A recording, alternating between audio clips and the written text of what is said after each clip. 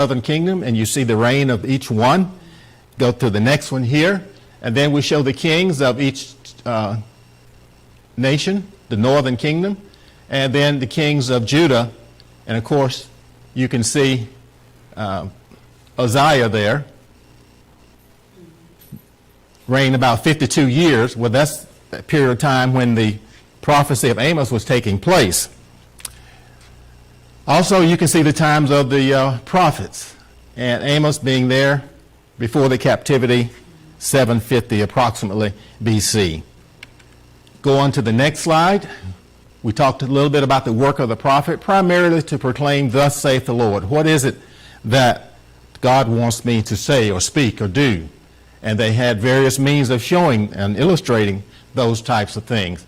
Call the people back to true worship. And that was one of the problems, remember, we talked about in this book. They were going through the motions. You'll get to chapter 5 and see that. But God had repudiated their worship and told them, it's noise. It makes me sick.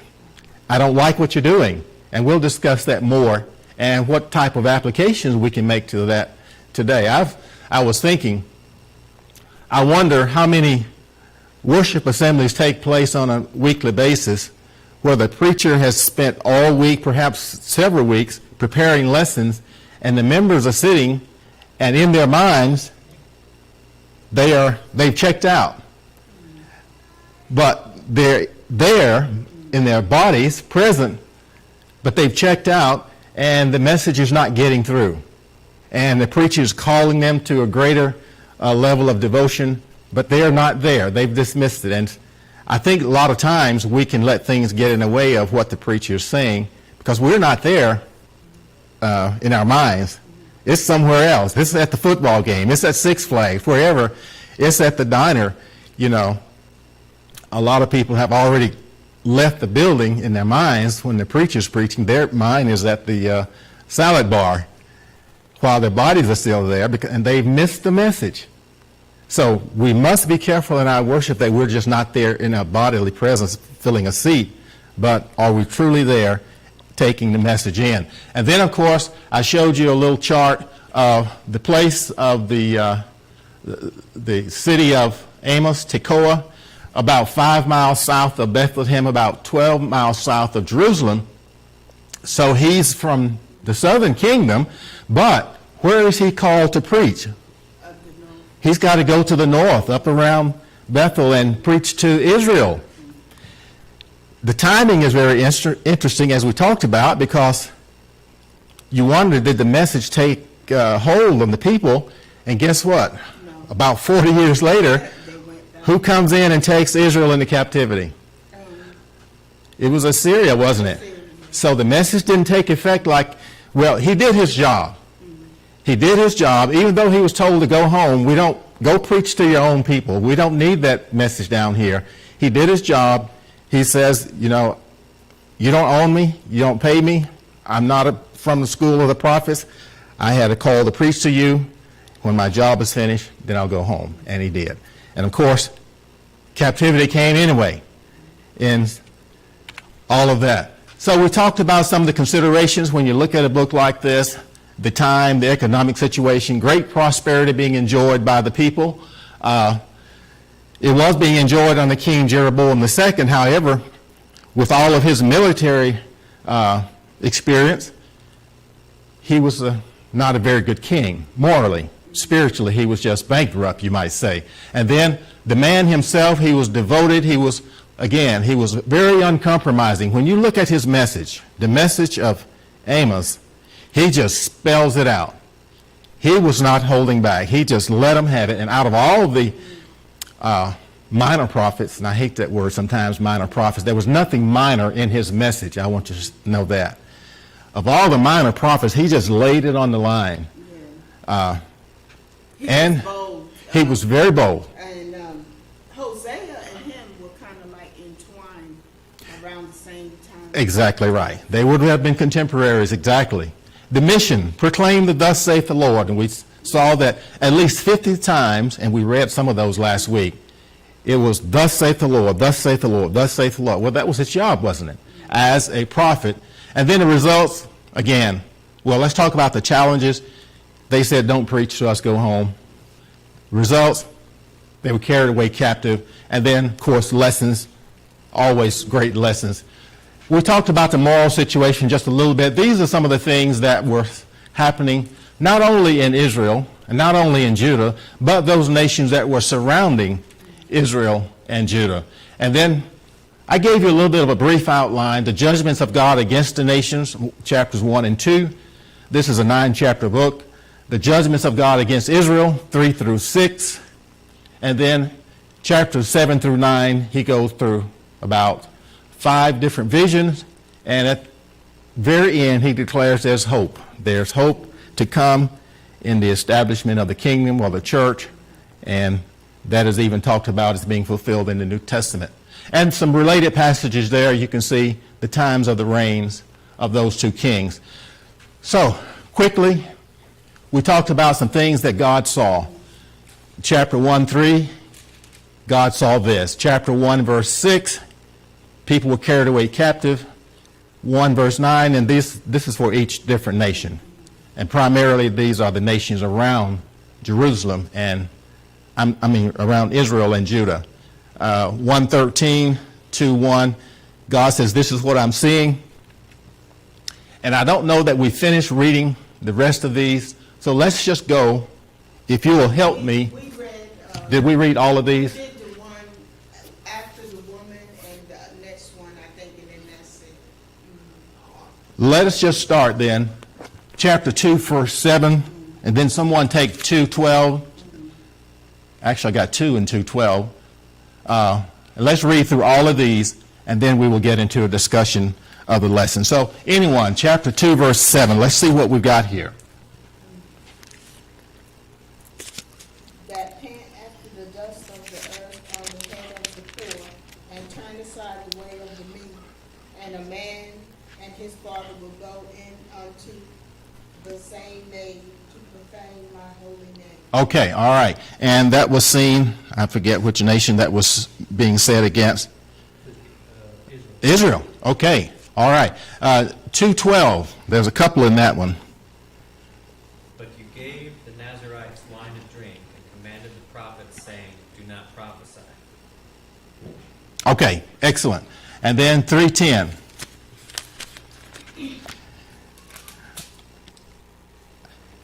I'll do that one. For they know not to do right, saith the Lord, who store up violence and robbery in their palaces. And then there's chapter 4, verse 1. Hear this word, ye kind. What's that kind? Kine, cattle, cows, whatever. Oh, kind of Bashan, that are in the mountain of Samaria, which oppress the poor, which crush the needy, which say to their masters, bring and let us drink. Okay, so that's something God saw. Now, this is no longer talking about the nations around Israel. This is them. He's talking to them directly now. This is what you're doing to your own people. Chapter 5, verse 7. You who turn justice into wormwood and lay righteousness to rest in the earth. See, righteousness and justice and mercy and compassion, those are key things in this book. God was not happy with what he was seeing concerning his nation, his own people. Chapter 5, verse 12. Let's look at that one. For I know your manifold transgressions and your mighty sins, afflicting the just and taking bribes, diverting the poor from justice at the gate. All right. That phrase there, for I know your manifold transgressions. There's a book in the Bible, I'll give you a couple of clues, and then you tell me the answer.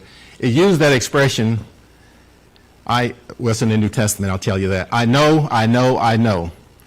It's where God is looking, where actually Christ is speaking. He commends him for doing this, but then he says, I know this about you. I know this. Yeah, very good.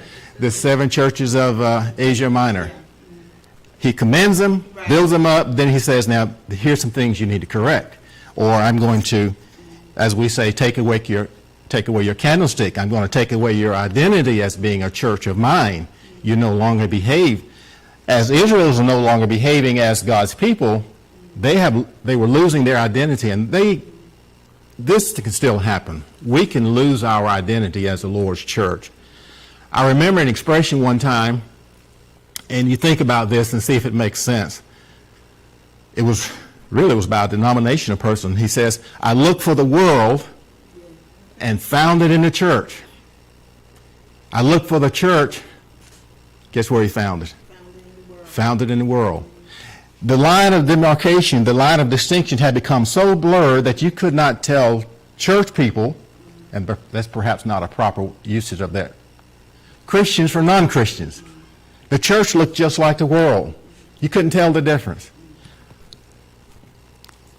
You're going to have difficulty evangelizing when you have situations where, wow, you guys are doing the same thing that I'm doing. What is there to convert?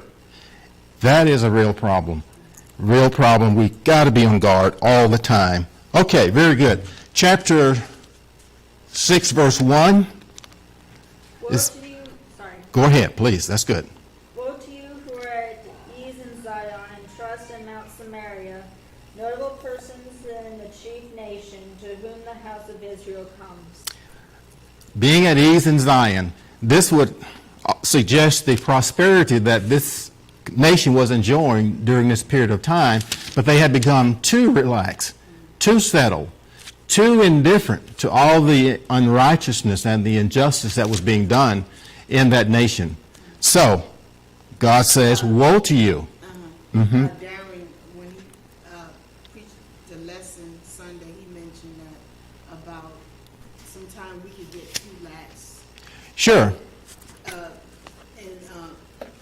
Want to stay here longer on earth. That's that song he said, I wish I'd like to stay here longer. Yeah. And he said he didn't think that was really an appropriate song because we don't really want to stay here. We just passing through sojourners. Yeah. This is just a preparation ground. It's like the old idea, and I appreciate the sentiments of what he was saying in the message, and I did get to hear him, the entire thing. Am I a sojourner or am I a homesteader? That's a big difference. I've made my stake and I'm staying here, or do I consider myself as a Christian just passing through this life? There's enough Bible here to make us or show us we're not to be homesteaders. We need to be moving on. Gathering, taking as many as we can with us. 6, verse 3, and we'll stop on that one. I think that's all. Woe to you who put far off the day of doom, who cause the seat of violence to come near. Oh, yeah. You put far off this. And what I'm getting from this verse is, it's the old idea of, well, nothing bad has happened to me yet, so I must be okay. The world must be okay. And this is expressed in 2 Peter 3. They say all things continue as they were since the beginning of creation. They were mockers, scoffers, the Bible called them. They become too complacent, too relaxed, too at ease. All right, then the next slide, of course. These are the nations that are around Jerusalem. The nations that are being called into question, well, there's Damascus. He calls it Syria. Damascus, Syria being the capital of Damascus. There's Ammon. There's Moab. There's Edom. There's Philistine cities here on the left, on the shore. You get up, and then there's Tyre.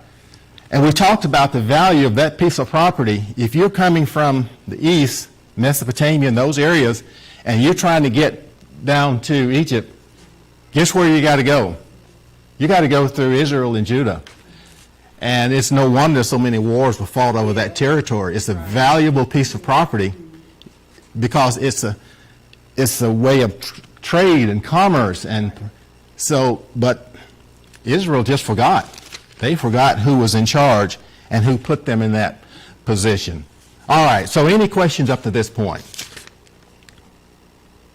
All right, then let us officially get started with the book. We're going to read something from chapter 1 here. So let's start with chapter 1, verse 1. Words of Amos, who was among the herdmen of Tekoa, which he saw concerning Israel in the days of Uzziah, king of Judah, and in the days of Jeroboam. This would be Jeroboam first or second? Jeroboam II, in the days of Jeroboam II, the son of Joash, king of Israel, 2 years before the earthquake. I don't know a lot about this earthquake. I do know that it is mentioned a second time. If you'll go with me to, I believe it's Zechariah. You might even have a reference to it in your Bibles concerning this earthquake. Chapter 14 and verse 5, Zechariah. Zechariah. I need to get out of Zephaniah, find the right one. Zechariah 14 and verse 5. And you shall flee to the valley of the mountains, for the valley of the mountains shall reach unto Azel.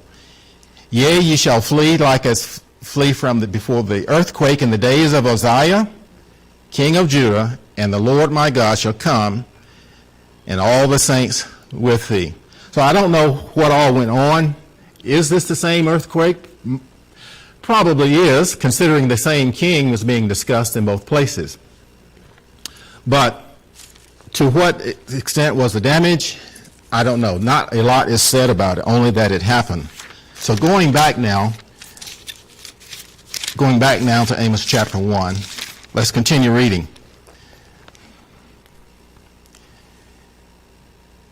Now he's preaching. He's been commissioned to the north. In verse 2 he says, and he said, the Lord will roar from Zion and utter his voice from Jerusalem. Are Zion and Jerusalem the same place? Yeah. Yeah. Yeah. Same place. It's another name. And in other places it's also called the city of David. If you go back to 2 Samuel chapter 5, it's called the city of David. Zion, a hill, a fortress. Really the word Zion is sort of a poetic reference to Jerusalem. But we sing a song, don't we, called We're Marching to Zion? Now, in the Christian thinking, that would be heaven. We're marching to Zion. Or you may even think of the church as Zion. So, oftentimes you'll run into that type of language in the Bible. And the habitation of the shepherd shall mourn, and the top of Carmel. But then in verse 3, notice, thus saith the Lord, for 3 transgressions of Damascus and for 4. Well, I thought he was going to preach to Israel. He says in verse 1, he was commissioned to go to Israel. So what's he doing talking about Damascus? Remember now, Damascus is up here. Israel's way over here in the green. I think he's just laying the foundation. You know, we use some very fancy, high-powered, high-horsepower words sometimes describing God's nature, and I think they're very appropriate. One is the idea that God is everywhere present. What is that word? Omnipresent. He's also all-powerful. That omnipotent. And then, how about the one? Omniscient is All-knowing. All-knowing. All-wise, all-knowing. And these words are very descriptive of God's character. They don't tell the whole story, they just tell. But the fact is, God is all of those things. Independent of us. He doesn't need us to be those things. He is because he is the great I am of the scriptures. Man cannot claim any of that. I think men would like to claim that. It is interesting how it is that still in this day, and it'll continue in the year 2022 when you'll have people appealing to fortune tellers. Back in the 90s, there was this thing where you could call up and get your, it wasn't your horoscope, but you'd be calling somebody in another country, and you just want to get some advice on how life's going to be for you. And what they would do is, for a few dollars, then they'll tell you. And my comeback for that was, when you get somebody and they say, hello, who's on the phone? I should be saying, hey, you're the psychic, you should be telling me who I am. You know, if you can tell my future, you should know who's calling you. And I said, sorry, hang up. But it is interesting that we, generally speaking, are just very gullible to accept things from people when we know better, or we should know better. But that is still a huge industry. like back in the day, palm reading was really. Palm reading. Yeah. and all sorts of things like that. And that stuff is not good. No Christian should be involved in that type of thing. But it is interesting that we would consider ourselves the most civilized people on the face of the earth, but we're appealing to the movement of the planets and having people reading leaves and telling us what's going to happen. A lot of people don't believe it because they want it to be true. Yeah.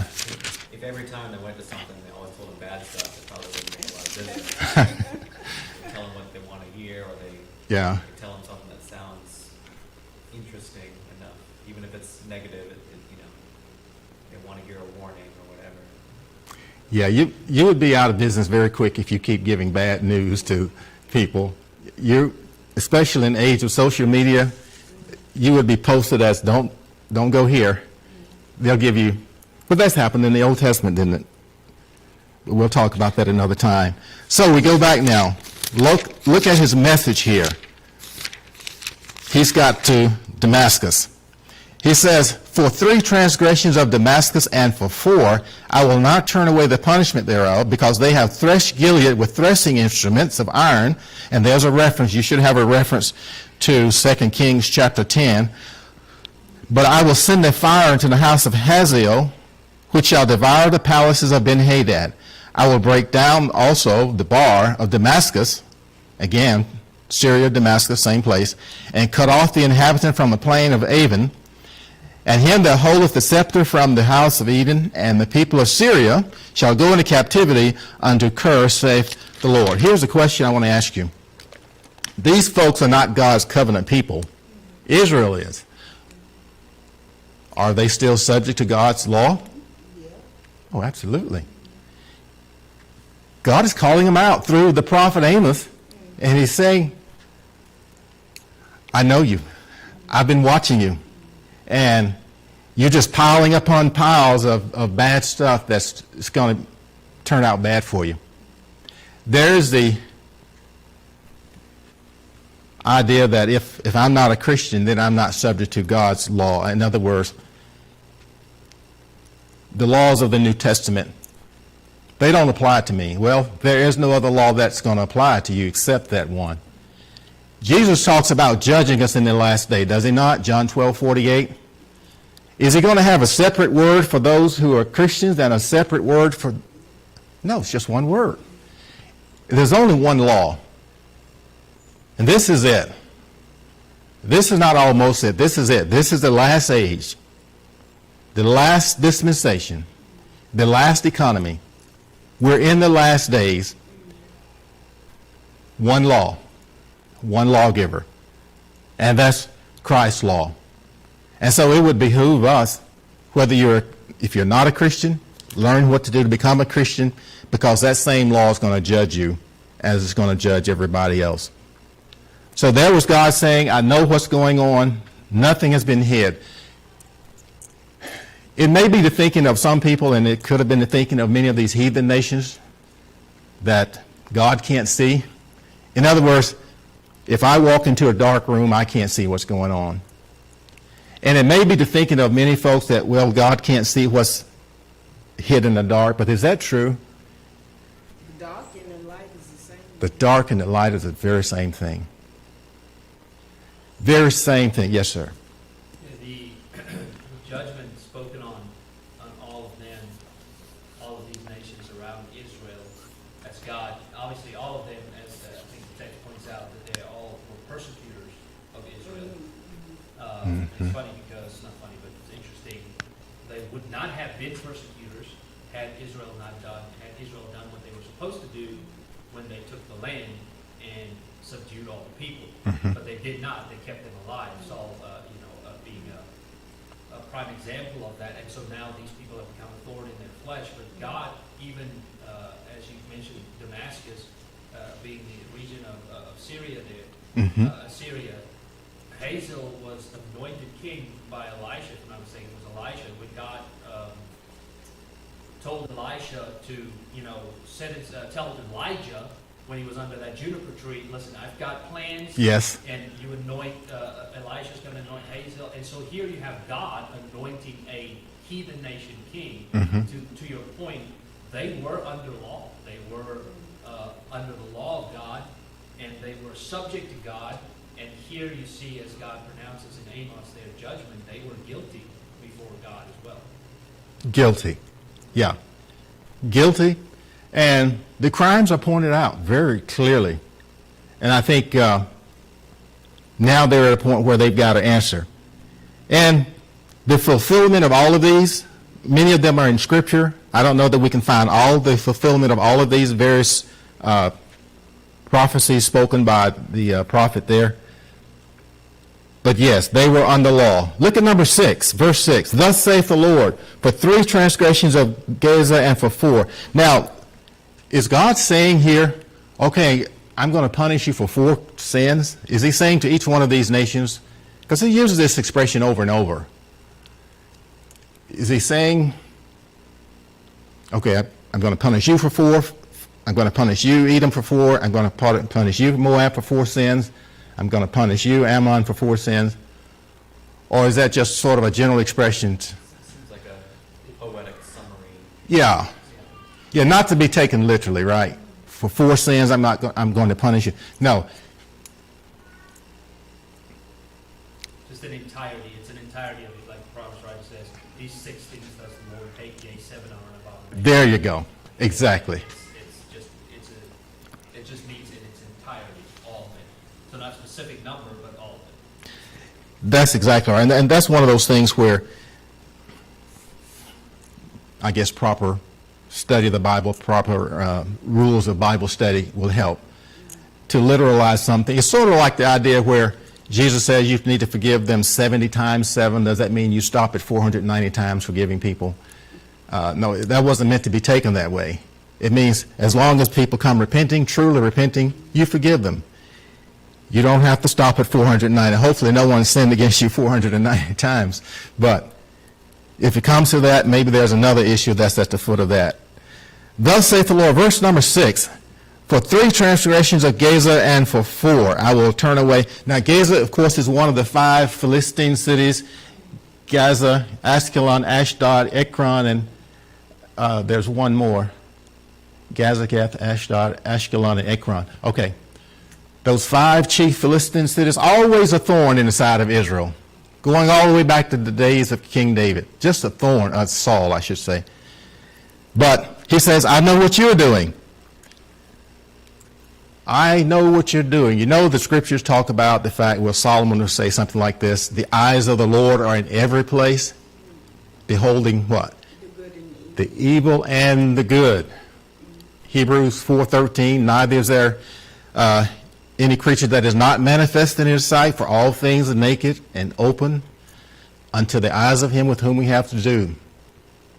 God knows all, sees all. All-seeing eye, we think, is on the dollar bill or whatever bill it is. That's not the all-seeing eye. The one that all-seeing is the one that sees in the dark. They're the same to him. I think about children asking questions. Well, can God see me taking a shower or something like that? You know, you get there. Boy, that. You know what I'm saying? Because kids, they ask a lot of things. So I'm wondering if they, you know. Yeah. Well, you'll have to have answers beforehand, so figure out what you're going to tell them. Tell the truth, though. Okay. But notice he says in verse 7, I'm going to punish you for that. And look at number 9, and I'm not going to stay with these too long because I want to get to the sins of Israel. Thus saith the Lord, for 3 transgressions of Tyrus. Now you see Tyrus is up here on the coast, Sidon, Tyrus. Jesus worked in that area, of course, healing. For 3 transgressions of Tyrus, and for 4 I will not turn away the punishment thereof, because they delivered up the whole captivity to Edom, and remembered not the brotherly covenant. Verse 11. Verse 11 I want us to talk about just a moment. It concerns Edom. For thus saith the Lord, for 3 transgressions of Edom, and for 4 I will not turn away the punishment thereof, because he did pursue his brother with the sword, and did cast off all pity, and his anger did tear perpetually, and he kept his wrath forever. Now, Edom, of course, would be a fleshly relative of Israel. Yeah, he wouldn't let his brother go past. He wouldn't let. Didn't he? He wouldn't let him go did he go through? Well, Edom would have been the descendants of Esau, right? You remember the thing, Jacob and Esau? Yeah. But notice, look at the end of that verse. It's saying Edom kept his wrath forever. What is it that Edom has kept forever? Well, his wrath. How far back does that wrath go? Tell me what happened in the history of this people, of these people. Of the two original people? Yes, yes. Oh, birthright? The birthright. The selling of the birthright. Now, was God pleased with that? Did God think that was a great thing that this brother, Jacob, deceived? He had some help. His mother. God didn't approve of that action. But notice, it says here, he kept his wrath forever. He's still at it. I'm thinking, if I could use today's vernacular. They were in their mother's womb. They were warring then. When Yeah. They was in their mother's womb, they was, and one came out and then, Yeah, but look at here. Jacob and Esau are both dead. They've been dead a long time. But the people, the descendants, several generations later, they will not let it go. God secured, confirmed the blessings in Jacob. He did a bad thing. It seems to me God is saying, let it go. Get over it, is how I would say it. But you're still at it. And your brother, by blood, you will not let up. I wonder how often that happens in real life. And I'm talking about things that may have happened to a family. Maybe part of the family just will not let it go. well, my husband has this thing about the Hatfields and the McCoys. In West Virginia and Kentucky when they were arguing over the pig and the dog. And it was on TV the other night. So Now, was that true or was it a legend? Yeah, it's a true story. Okay. It's a Western story, but it's true. It really happened in West Virginia and Kentucky. So that's an example of some. Yeah, it was and they carried on for generations. Okay. Well, unfortunately, it's not the first time. The Hatfields and McCoys didn't have anything on the Edomites. They wouldn't let it go. One thing you're going to find out when all of these nations are being chastised by the prophet Amos is the level of cruelty, much of it in war. So cruel to their enemies. Slave trade, battles. It was not enough to pounce on your enemy. You got to mistreat him after the fact. Brutal. You might recall during the discussion of the Ninevites how cruel a nation that was, and then yet here's a prophet told to go, and God is willing to forgive them. But here are people who are so cruel that God says it makes me sick what I'm seeing. I've thought of several examples in not just our nation, but other nations. 1994, the nation of Rwanda. For 3 months, somewhere around February, March through April, almost 1 million people died because there were two tribes at war, the Hutus and the Tutsis. And it was a mess. And, of course, much of the world was standing around watching it happen. But the level of violence, there were some men who were Hutus and their wife were Tutsis. They slaughtered their wives. Genocide. You know how they did it? With what we called machetes. And I've seen the scars of people who made it through. It's just so brutal. What is it that drives men to be so mean and so evil toward one another? Even in war, there should be some degree of mercy shown. I guess that's why we have, we go through the Geneva Council and have prisoners of war will be treated humanely. That wasn't always the case. And it still happens. And maybe certain leaders will dump chemical agents on their own people just to keep them in check. They'll answer to the Lord for that. Yes, sir. Yeah, it is and it right in here with Edom. It is there, because they were supposed to have a natural affection for their brother, Israel, but they did not. In fact, they were commanded, Deuteronomy, I know the passage, they were commanded to treat Edomites kindly. That was God's view of this entire thing, is they ought to be treating them kindly. They're family, for all intents and purposes, they're relatives.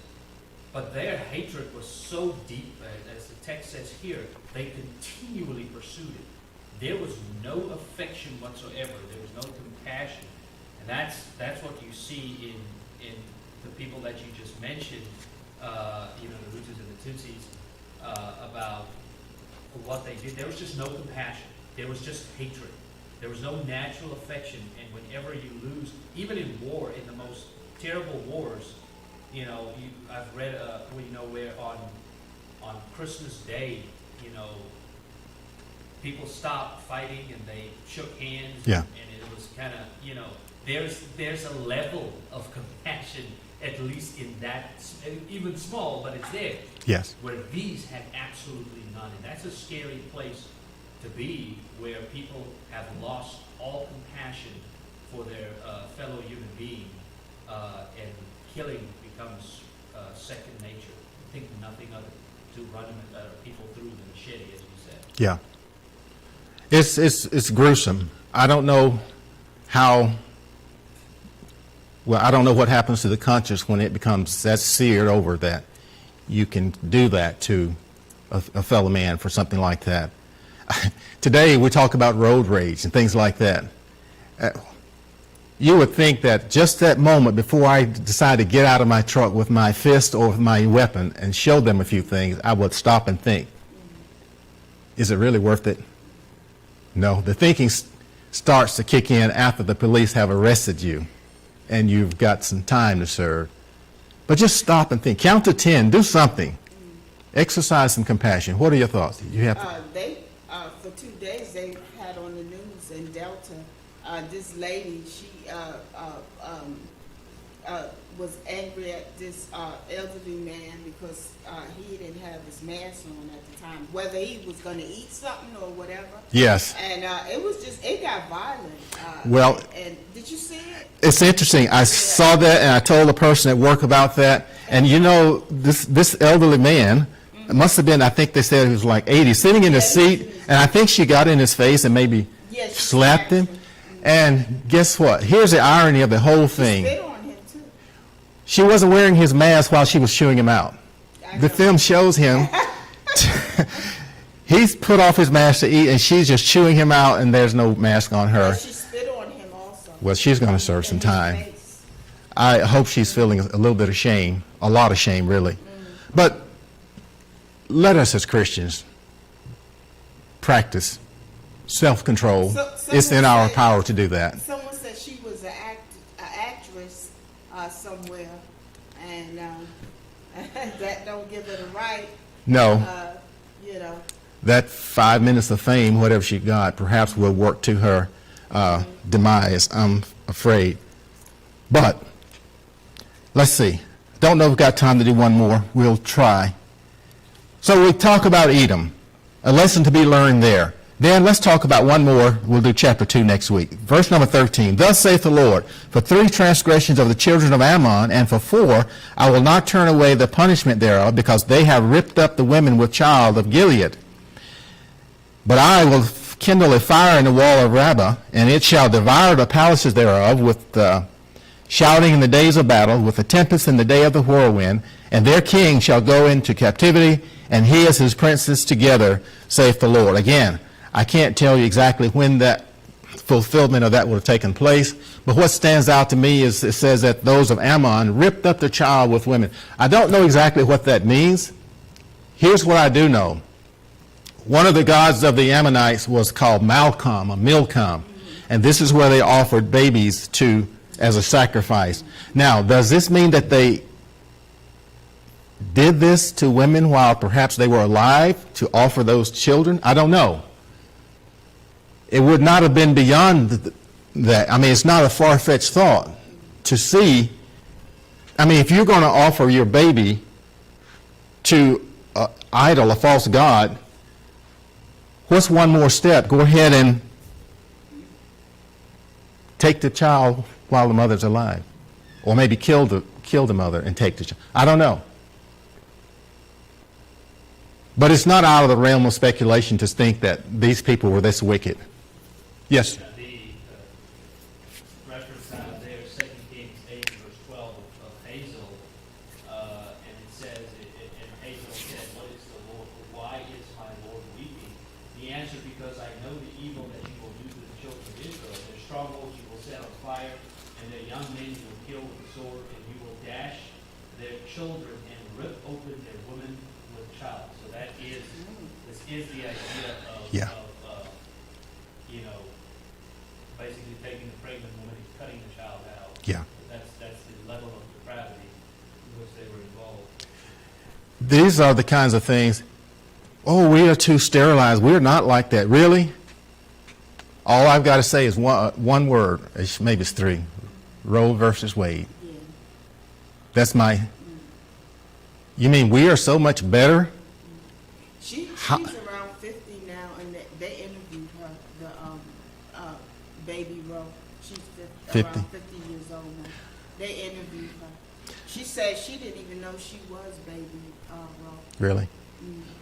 Well, that's where we are. Again, how do you define civilization? It's probably not the way that we think it is. Yeah, you know, before her mother died, they said she turned and was turned to be pro-choice. Okay. They said she turned the other way before before she died. Yeah. Well, I guess the lesson for us, and we can pull lessons from each one of these, is just as God saw these things happening and punished him for it, we can rest assured God sees things happening today. And if we don't stop doing it, if we don't repent of it, we will pay dearly for what we have done to one another. Yes, sir. So, I mean, you might get to this when we go on later in the book, but as I'm reading this, one thing I'm thinking of is that Amos is going through all these terrible things of these nations, and this is written either to, or at least partially for the benefit of the Jewish people as well. They're seeing that the surrounding nations are being punished for these terrible things. You might think, well, we're not doing any of those terrible things, but still, they're going to be called out for the things that they are doing, and they're still going to be punished just like those nations are being punished. And so it's, maybe one of the lessons too is, sometimes we think of that scale of sin. Yes. Well, we're not as bad as those people, so we're going to be okay. We have to realize, no, they'll be punished for what they do. That doesn't get you off the hook for, if you think it's a smaller sin, it doesn't matter. You're still going to be punished if it's against God's law. Well, let me ask you, since you make that point, Zach, is it possible that they will be punished more severely because they having received the blessings of God as a special people, having perhaps more knowledge of God than the Gentiles, perhaps their judgment is going to be more severe. Well, they're held to a higher standard. That's what I'm getting at. Exactly right. Yeah. So That's just what Habakkuk was saying, questioning God about, in his book. He was talking about, and God was replied to Habakkuk saying, they're not getting away with anything. yeah, how are you using a nation more wicked than we are to punish us? And God's reply, hey, I know what's going on. I'm building a case for them too. But let's continue. Next week we'll start chapter 2, touching some of those. And then I want to get into the heart of Israel. What made them, as God's covenant people, fall so far away that finally, as is said in 2 Chronicles 36:16, there was no remedy. I think that was said concerning Judah, but really Israel, God was very patient with Israel. And Judah should have done even better. It wasn't long before they were gone.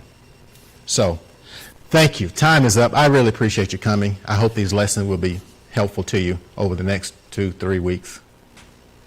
And we're done. Are you retired yet from I'm tired. Retired. I'm tired and retired.